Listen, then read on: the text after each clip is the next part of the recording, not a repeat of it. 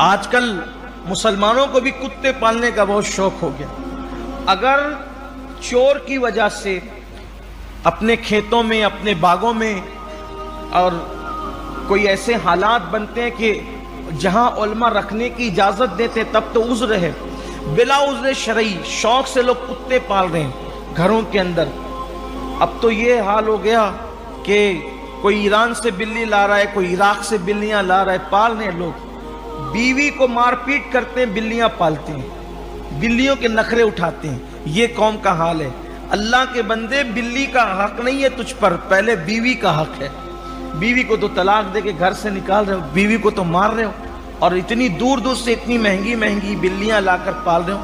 میں بلی پالنے کو ناجائز و حرام نہیں کہہ رہا ہوں، لیکن یہ جو فضول خرچی کرتے ہو، ایک ایک بلی 1-1 لاکھ کی، 5-5 لاکھ کی، یہ صورت حال ہے۔ سوچو تو صحیح۔